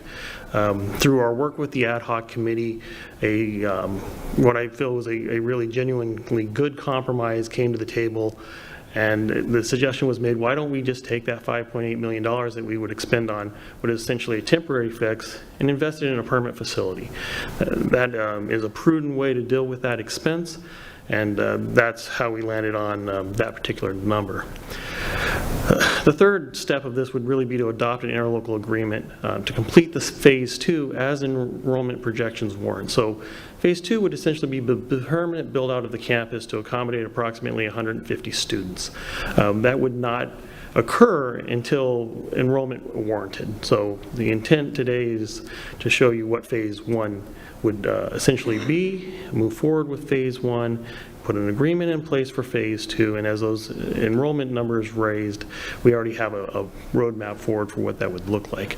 The total estimated construction cost for Phase 1A and B is approximately $10.4 million. That is the restoration of the historic building, which, if you recall, every option we've presented to you since December has had the restoration of the historic building. The raising or demolition of the outlying buildings that took on, again, 12 plus feet of water. So that's included, as well as the $5.8 million that would be essentially new permanent space. If Phase 2 is pursued, our current estimates are approximately $9 million. So total project cost for 150 student elementary school, approximately $19.4 million. Next slide, please. The historic building. So shortly after our presentation in December, we started the remediation of the historic building. It, like the other buildings, took on a significant amount of water. The difference here is this building happens to be listed on the historic register, historic preservation register. It was built in 1949 and built by a prominent architect that was the state of Florida's first education architect. So we knew in every option that we had to save this building. It was important to the community as well as important to the district. We've gone through and remediated that building, which required a significant removal of interior elements. So if you've had an opportunity, I know Vice Chair Fisher has had an opportunity to walk that building with me, it's essentially stripped back down to the studs. Everything was inundated with water. All these systems have been removed, essentially. We have since restored permanent power to the site and thus to this building. So we're currently operating dehumidifiers to maintain this environment while we work with our architect to develop construction documents. And we've specifically selected an architect that has worked with historic buildings in the past, again, trying to be respectful of what was there and restore it as faithfully as we can while still maintaining it primarily as a school building. That architect will develop construction documents. In parallel, we are in the process of developing and going through our procurement process for a CMAR contractor. All these things have to happen in concert with one another as we propose to open this campus back up to students in the fall of 2023. So all of our timelines are compressed, and we have multiple balls in the air, for lack of a better term. Next slide, please. As part of the restoration of the historic building in preparation for Phase 1B, we'll need to do some site improvements. The first site improvement that will need to be done is the removal of the outlying building. So you can see here in the image that this campus consists of approximately 6 buildings. They were built at different times in history, but the front building there that kind of looks like it has 2 wings is Building 2, and that will be the building that we save, and we are referring to as the historic building. The other buildings will be taken down in anticipation of doing Phase 1B and Phase 2 eventually. Phase 1B is the development of approximately 6,700 square feet of permanent building. That's a really rough number at this time. We don't have a set of plans for that at this time. We took the available money, looked at construction costs, and determined that we could provide approximately 6,700 square feet. That 6,700 square feet program will include a kitchen and cafe. So if you recall, when we return the students to the campus in the fall, food service will happen out of Lexington, right? We will not have a cafeteria, we will not have a kitchen. So part of Phase 1B to make this a sustainable campus is to give them a kitchen cafeteria space, as well as additional classroom space. To accommodate, we have up here 80 students, but the reality is Phase 1 is intended to accommodate pre-storm enrollment, which is 82 to 87 students, depending on the day that you pick that enrollment. So again, the intent is to accommodate pre-storm enrollment. And this will give the school a basis to grow from. Superintendent Bernier, I guess Dr. Bernier is also the appropriate title, mentioned we are in collaboration negotiations with the attorneys on the interlocal agreement. In addition, they are reviewing the existing shared use agreement for the recreational facility. That recreational facility would be utilized to provide before and after care. During this process, or throughout this process, an enrollment threshold will be identified. So we will work through the metrics that allow us, essentially gates that allow us to then begin development of Phase 2 if enrollment warrants. Next slide. To summarize all of this, we essentially have broken this down into 2 major buckets here. We have the first bucket, which is the restoration of the historic building, again at approximately $4.4 million. The second bucket is the $5.8 million broken across our typical costs, again arrived at by an analysis of what we felt we'd have to spend to provide a temporary campus. So in lieu of building, essentially mobilizing portables out to the site and building a temporary campus, we're going to take that money and invest it in what will become a permanent asset. Next slide. With that, I'll turn it back over to the superintendent and be happy to take any questions you might have. Well, Mr. Chair, I would reserve my time for board discussion and questions of both me and my staff. So, thank you. Board member comments, questions? Ms. Patrica? Thank you. So if we go back to slide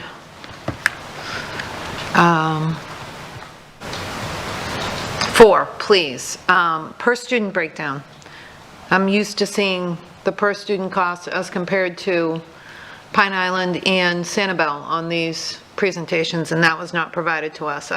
if you take it's a great point, and it's we wanted to be careful of that slide because we want to make sure that we're 100% accurate, because this would be a rough way to do it right now. But if you take the $723,000, you round it to 724 and divide by 53 students, which I believe is the current enrollment, which we know could potentially go as high as 60, potentially with 1B could go even higher right now, but just taking make sure I historically get it correct.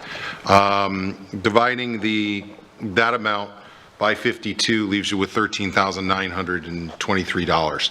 It brings it closer to the Sanibel factor or the factor out of Pine Island. We're not quite there yet, but this would be not only right-sizing the building for the appropriate number of students and not building more seats until we have more seats, more children to put in the seats.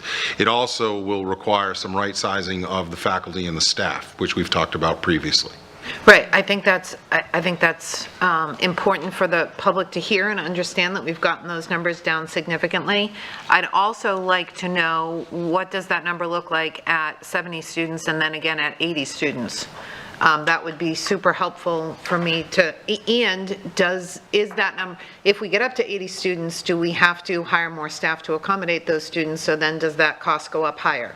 If you could do that analysis and provide it in a board update, I'd really appreciate it, please. We can work with our finance department and our student enrollment team to get you those numbers. But you are correct in the assumption as to the number of students increase, the number of staff will have to increase as well. So, but I think if you do it appropriately, it should level itself moving forward and keep that cost per student in that range that I think would make this board more comfortable with this decision moving forward. Far, far more comfortable in terms of the operational costs. I appreciate that. And if I may, through the chair, ask Dr. Bernier, you and I had a conversation yesterday about an email that I forwarded to you, and I have since forwarded that email to the board. I know there's not a lot you can say because you're in the middle of negotiations for an ILA, but is there anything you can say to address that? I can say this, because we've said this publicly right from the start about an ILA, and Jeff has done a nice job, Mr. Wagner's done a great job today in outlining that there are points along the way where we're going to, in a sense, have to take a temperature check. So there's the good path moving forward, which the community I know will love and support. As we gain more students, this ILA will lock us into what we have to do as that student enrollment increases. So it'll create trigger points for us to go ahead and do the additional building. If the beach and the beach school recovers the way this community hopes it will. There also is the other side to this discussion that also has to be memorialized into an ILA, and that is if the enrollment doesn't come, at what point do we as a board then engage with the community and engage with the town as to the future of the school? So that's what we're talking about. I've had 2 meetings with the mayor, one face-to-face at the new town hall, the other one via Zoom. They were both quick meetings. They were really an update of him to me about the project work going on at Bay Oaks at the recreational center, and me just giving him an update as to what Jeff sort of was talking about today and how we're proceeding with the historic building, getting it ready, and gave him the idea of a target date for the fall of this coming school year where we could have students back out there. That's really been the part of our discussion. It's been the 2 attorneys, ours, Ms. Dupuy-Bruno, as well as the town's attorney, that are sort of building a framework, but we haven't even seen the framework yet. That work will begin with the ad hoc and the vice mayor and other people, with the vice mayor, ourselves, and the mayor moving forward. And as soon as we have an agreement or something close that we have agreed as parties and our attorneys tell us we can, then we'll share that agreement with the ad hoc to get some feedback. But the reality, this is an interlocal agreement between this school board and the town. And making sure that we have both pathways clearly defined for us. One, reopening the school building, Bay Oaks coming online at the same time, making sure we have that before and after school care, and that building is being repaired as we're repairing the school. But we also have to plan for the other advent, the possibility the enrollment does not arrive, and then what do we do to help this community either transition to another educational model or we make it even more difficult decision at a later time. And I would say that what you just said is exactly what we have been saying all along, is it not? It is. There has, however, been this is a very emotional issue for lots of people, and it should be. Our residents out on the beach, we've talked about disproportional impact many times. The beach was disproportionately impacted by the storm. If you drive around my section of Fort Myers, if you drive through Daniels and 6 Mile Cypress, you wouldn't know that there was a storm, right? It just doesn't, people come to visit and say, oh, it's not that bad. Well, get in the car. And I'll show you what a near Cat 5 looks like out at the beach. So there have been other conversations raised by the town as well at some of our town halls about financial support and other things. We are not in that place right now. We have to have some discussions with our attorneys, with the town, and make some decisions moving forward. In the meantime, what Jeff has been charged with and what he's doing with Mr. Ross and the rest of the construction department, including Scott Rickenbacker and Tina, is they're doing the work to get us prepared to reopen a school building when and if you approve it in April, to get us a plan to reopen a school building in the fall of this coming year. And I'll just finish up by saying that if you haven't seen outline or a structure of an ILA, then we as a board certainly haven't seen it. And the details of that, I believe, are inappropriate for us as, or at least for me, I'll speak for myself as a board member. That is a level of weeds and details that I am not supposed to be involved in, and I will not involve myself in. I will say that I believe that you have been consistent in your approach to this, both publicly and privately. I don't think there's anything happening behind closed doors that the public is not aware of or that I'm not aware of, and I appreciate your efforts. Those are my comments. Thank you. I believe Ms. Morgan was next. Yes, and I only had 2 questions, and Dr. Bernier answered one, and Ms. Patrica asked the other one, and it's been answered. So what is the cost per pupil, and how did we get the operating cost down? Thank you. I'm all set. Mr. Persons. I just want to point out for the public that this conversation about the interlocal agreement would be happening whether there was a hurricane or not. A lot of people think it's the hurricane that caused this, but the enrollment was so low that we would have had to tackle that this year. Actually, I shouldn't say, I'm sort of glad that we're tackling it now rather than a few months later where everything would be compressed into the budget time and everything else. So I guess that's something good out of something bad. But anyway, I just wanted to point that out, that it's 2 separate things. 1, the rebuilding the school, and 2, whether you should keep it open or not. And probably should have been addressed a long, long time ago, because the chart we had before with the enrollment going down consistently. But I believe it can be turned around. Thank you. Anybody else? Ms. Juvenelli. Thank you, Mr. Persons. I think that's a great point, and I just wanted to reiterate that because we, as a board, prior to the new board members, we were unaware of the, at least I personally can only speak for myself, I was unaware of the attendance low, and so, and you're absolutely correct, it is a conversation that we would have had once it was brought to our attention, so here we are. So I just want to thank you for making that point. Thank you. Anybody else? Okay. Mr. Superintendent, do you have the guidance you need to move forward? I believe that we do.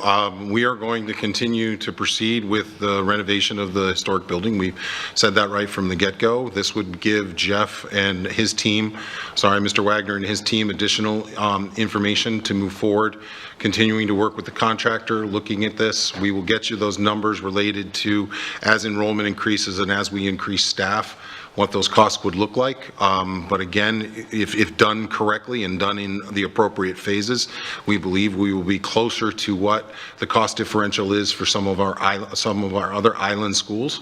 And then certainly as we grow in terms of numbers, we'd hope that that would close even further. Yes, I believe we have what we need at this point. I think what we're pressing on in spring break I did have a meeting Wednesday of spring break because we were all in town for the board meeting. That was the Zoom meeting with the mayor. We are squeezing in and working as quickly as possible with the ILA so that we can get that brought forward, because we want to try to make a decision on this school building in April so that we can begin in earnest, the raising of the buildings and getting it ready for young people, teachers, educators, and families to return. So that's our goal. So I appreciate it. The additional question about expenses, we can get that handled and make sure that you have additional information for your decision. Thank you, Superintendent. Thank you, Mr. Wagner. Next up on the agenda is item number C, public comment. Attorney Dupree Bruno, please address public comment. Thank you very much, Mr. Chairman. School board policy provides the opportunity at this point in the meeting to address the board concerning any matter on this meeting's agenda. If you completed a public comment card, please provide it to staff. The public comment will be held in the podium at the center aisle in the front. Please be advised that the board will not respond during public comment to remarks made by speakers. Speakers who fail to follow proper decorum in the chambers will be ruled out of order. Any speaker continuing with such remarks will be required to relinquish the microphone per board policy 1.11 and may be removed from the chambers. There will be one warning. Per Board Policy 1.11, the time per speaker is 3 minutes. You will find a countdown on the big screen in the front of the room. Once your time has elapsed, the microphone will automatically shut off. Please state your name when you approach the microphone, and I will call you 5 speakers at a time. Please follow staff's direction when lining up. Mr. Chairman, there are 3 speakers that would like to address the board. I'm sorry, 4 speakers that would like to address the board. Okay, is there anyone else in the audience that has not signed up for public comment that would like to make a comment? Okay, seeing none, Attorney DeBree Bruno, can you call the names, please? Thank you. Will the following individuals please line up? John Koss, Jeanette Tardif Paradosa, Sharon McGill, Pat Vaness.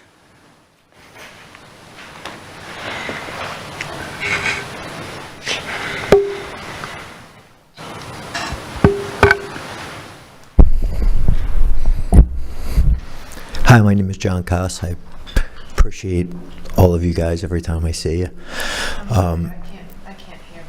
Yeah, I don't think it's you, Mr. Collis. That mic today has seemed quiet again, so I don't know if we can get somebody. I really want to hear what you have to say, and I can't hear you. Just give us one moment. Sorry about that, Mr. Collis.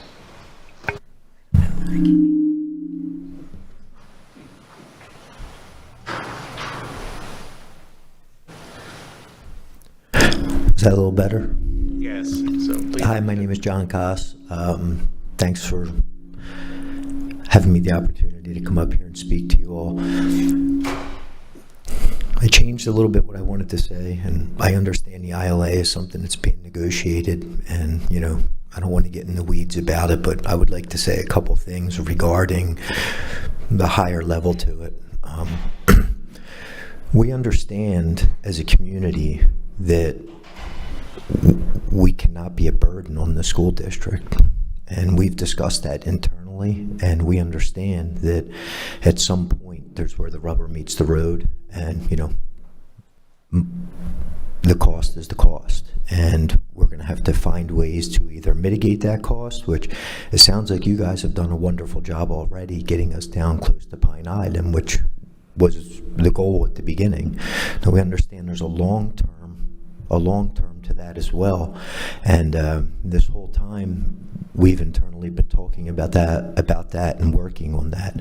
I would just hope in the negotiations for the negotiators to understand that our town is broke right now. And I'm not speaking for the town, I'm speaking as a resident of the town. The impacts that a hurricane has on the town financially in the short term are absolutely overwhelming.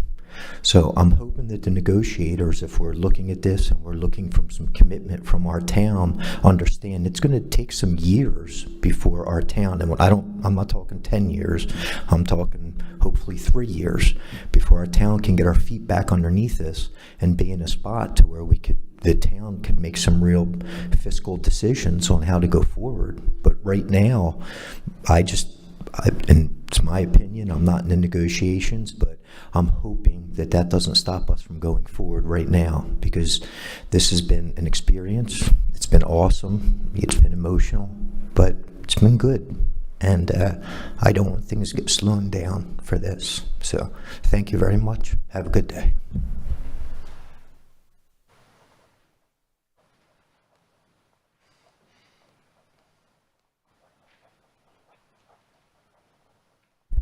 Scared to touch it. Okay. Hi, everybody. My name is Jenny Tardif, and this is my 3rd time up here to talk to you guys about Fort Myers Beach Elementary. This one's pretty short. I'm running out of things to say. Today, as I'm sure everybody knows, is 6 months since the storm. I'm not up here to complain about how long this is taking, and I'm not out there throwing my arms up complaining about transportation issues or the fact that our teachers don't have textbooks. I'm not bad-mouthing the school system, the government, or anybody else. And you know why? Because I think we're all doing the best that we can. Yes, I wanted our school back in January when that date was first mentioned, that maybe we could go back when Sanibel went back. Then I was hoping for February, and now we're in March, and I'm hopeful for April. I'm not giving up on you as a board. I have faith in this board. I'm very impressed. And I know that you will do the right thing to get our kids back to their school. As we have all said time and time again, it's more than just a school. We need this community epicenter to be back open. Every day we make progress on our homes, but every day we still wait. We just want that part to be over, the wait. So please come together, think of our kids, and give us something that we really need right now. And that would just be our wonderful Fort Myers Beach Elementary School. Thank you.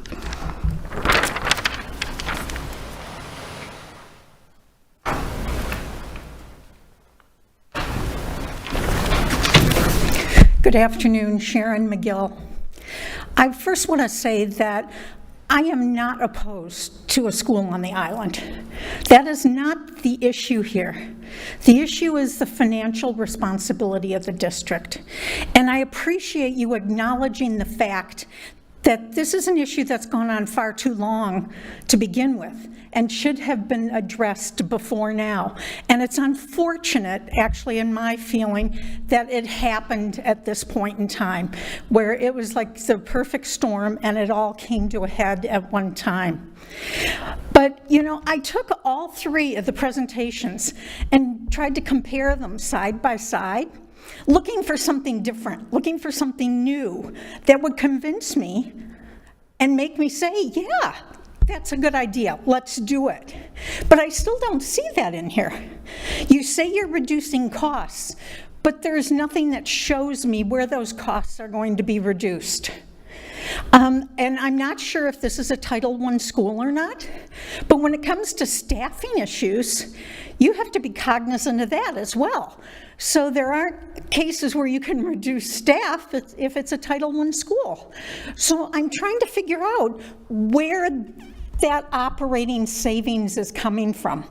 Convince me that on paper you can show me that you're going to be able to save that money in the operating costs.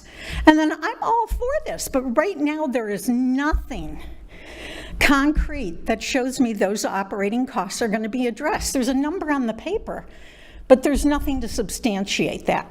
And that's all I'm saying. I want to see substantiation, and I want to see how the dollars are being saved.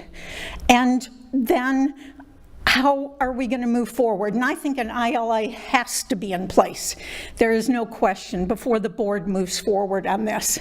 Because, I mean, worst case scenario, something could happen to the town financially. And if this district doesn't protect itself going forward, then that's on the board. Because we don't know at this point what could happen and how serious it really is.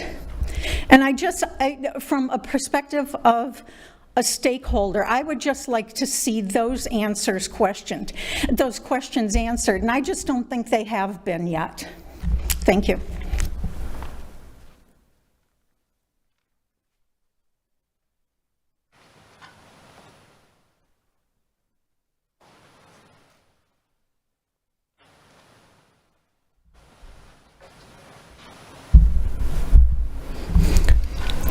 Good afternoon. My name is Patrick Vanass.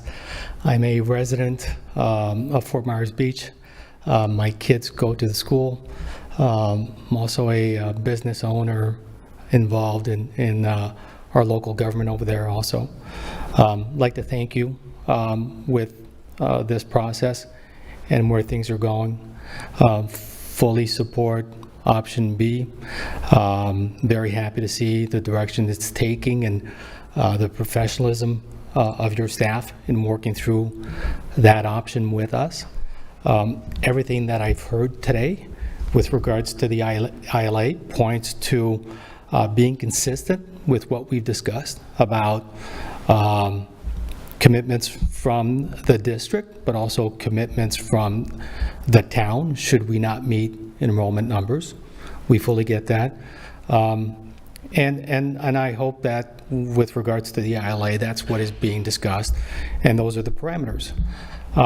With that being said, we are looking forward to a final decision. As we've mentioned before, every day that goes by without a final decision is uncertainty for the parents, for the kids, for the whole community. So if this can go to a vote at your April meeting, we would greatly appreciate that. With regards to cost, I can tell you that I saw the slide. I do see where the cost reductions are. I do appreciate that.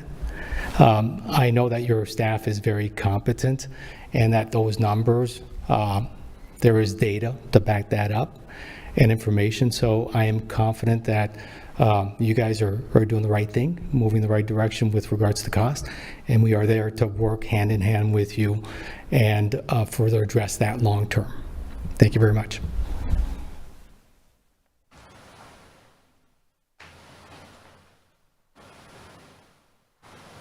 No further public comment? Thank you, Attorney Dupree Bruno. Thank you, everyone, for your comments. It's very appreciated. Next on the agenda is go to the order and board comment. I will start on this end with Ms. Juvenelli. I don't have a lot, actually. Just real quick, I hope everyone had a nice spring break, that we're able to have the week off to the staff and students, and that they enjoyed their time off for the week. The ILA, I just want to be real clear that I have no idea what the negotiations are, and so I just wanted to be clear on that. And that would be under the provision of the superintendent and his staff, and I look forward to actually seeing that when it's finalized. And really, that's all I had. Thank you. Ms. Patrica? I don't have much. Just thank you to the Fort Myers Beach community for your patience. I cannot fathom what it is to be in your shoes and how difficult it is to wait and wait and wait. At the same time, I am 100% confident that staff is moving as quickly as they can while being thorough and appropriate in their advancements. So I don't want to go fast and get it wrong. I want to do it right. And I think, if I may, through the chair to Dr. Bernier, I think that what Ms. McGill was asking for is kind of what I'm asking for. I'd like to see, from a transparency perspective, I'd like the public to see where we're coming up with that savings. I get it. What you showed us on the overhead today, I see the number. But how did we get to that number, and how will that number be impacted as we add 10, 20, 30, 50 more children? Ms. Patrica, it's a great question, and I appreciate Ms. McGill bringing it up. Some of the cost savings are pretty sensitive at the moment because you're talking about people's jobs and careers. I want the Beach family and the Beach school and their principal to know that, you know, when you're 85% of your money in a system is based upon salaries. Salaries is an area where you're going to have to make some adjustments. So providing a spreadsheet or that type of information in a public presentation before that material could be shared with the faculty and coached through a very effective leader, that opportunity for her to look at what we've shared with her, the principal, have those continuing conversations between her and our deputy superintendent and our finance office. I'm all about creating the transparency, but I would not want to create the transparency at the expense of an educator finding out at a board meeting what their future looks like. Additionally, there are cost savings to be found in the lack of square footage. Just simply not heating and cooling all of the additional buildings that are currently there as a form of cost savings. I certainly can work with Ms. Letcher and Michael Ramirez and get you that information, but I also want to time it appropriately so that the school building and the staff have an opportunity to understand the why before it would be publicly produced. That's fantastic, and we make a good team because where I'm not sensitive, you are. So I appreciate that. And you talked about the principal, and I don't think enough has been said about Dr. Kohler and her amazing ability to walk the line between a community that is so hurt and a district that that has a business to run. And you've really been phenomenal, really been phenomenal. I appreciate you. I know your community appreciates you. Keep it up. Those are my comments. Thank you. Ms. Jordan? I really don't. I appreciate everybody coming again and having this conversation regarding the Fort Myers Beach School. I know it's very emotional. I see it, I feel it, and I just really want to say how grateful I am for you all to continue to keep coming to us. And I really don't have anything else. I think everybody else asked the good questions, and they were answered, and that's it for right now. Thank you. Mr. Persons. Yeah, I sort of echo everything that's been said. Thanks for coming. Appreciate the calmness of talking. Is such an emotional issue. Sometimes it seems that comments get a little bit out of hand, things like that. Y'all were very, very professional, and we appreciate it. Thank you. Ms. Langford Fleming. I just reiterate the same thing that Chairpersons just said. You all come in and you have information to back up your comments too. So I appreciate you. I applaud you. Your hashtag resilience on your shirts when you come in, and you are nothing short of that. So I commend you on that. Thank you to the staff also at Fort Myers Beach, and just being so flexible in what I know as a former teacher, that is not easy to do what you're doing right now with those students. And the students are the first and foremost important thing. And I think if we can all continue to keep those, that our center, we're going to make the right decision. And I think that's all. I reserve some other comments for this evening's board meeting. Thank you. Ms. Morgan. Well, I think everybody before me has said it all. I just wanted to say to the people on both sides, our staff and the people from the community, that what started out as a very emotional issue has landed in a place where both sides demonstrate respect and trust with one another. And I think that's why we've been able to progress the way we have, because everybody recognizes the most important thing is serving the needs of the kids, secondarily trying to support the community at the same time. And so I compliment you on the professional way in which everyone has participated in this process. And I'm grateful to all of you. So thank you. Okay. Yeah, thank you. Just like everyone else said, thank you to the Fort Myers Beach community. I appreciate you working together with us, especially during something so trying. I'm going to reserve my general comments for tonight's board meeting. Attorney Dupree Bruno. Thank you, Mr. Chairman. I just want to say, since I'm part of the negotiation team with the town's attorney, that we do understand, and we understand what's at stake. And what the superintendent indicated is the framework of what we're working on. Now we just have to get the legalities and put it on paper and have to make sure that it can pass muster for the protection of both the town and, of course, the school district. So I do want you to understand that we understand how important this is, and that we're moving as quickly as possible and as diligently, and we continue to have conversations on a regular basis. Mr. Superintendent. I think everybody has said it all about the beach. It is, when people ask me what keeps me up at night, this is one of those things. It keeps me up at night as well, and I do not have a student who's currently displaced. And I appreciate the recognition of our principal, but I also take this opportunity to recognize all the principals who've been impacted by this storm. We have amazing leaders across our buildings, but some of them have really been highlighted, and their response to this crisis at Hector Caffaretta, at San Carlos, the leadership there to take in 2 other school buildings, Jamie Reed and her team out in Sanibel. I always had a running joke with some of the principals that I would always get, some school was going to be my last one to visit. Right? Somebody's always at the end of the list. I'm sorry that Fort Myers Beach is here in this particular date at this particular time, but we are making progress. And if it seemed like today you didn't have a whole lot of questions, that's because we've been working really, really hard on this as a group and with the community and with an ad hoc to get to this point. We have now a legal document that's got to get wrapped up, and we will get it negotiated, we will get it wrapped up. And our goal, as I stated publicly before we got into our good of the order, we plan to bring this for a vote in April. So look forward to that opportunity, and maybe some even happier faces I know you're pleased so far, but you're going to be far happier when the vote is taken. So I feel we're very, very comfortable in that, because I think we're getting to the point where we've begun to deal with all of the issues.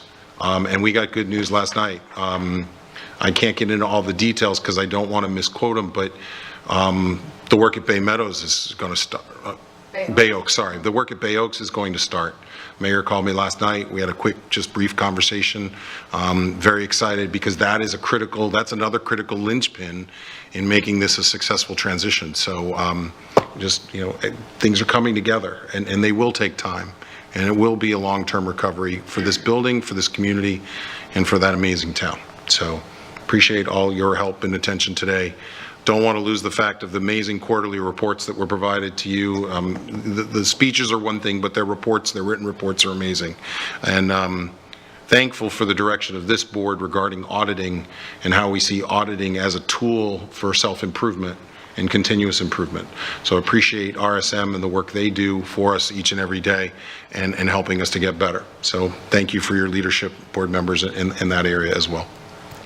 Thank you, Superintendent. We will have a student performance tonight at 5:45 p.m., followed by our action meeting at 6 o'clock. Seeing no other business to come before this board, this meeting is adjourned at 2:54 p.m. Thank you, everyone.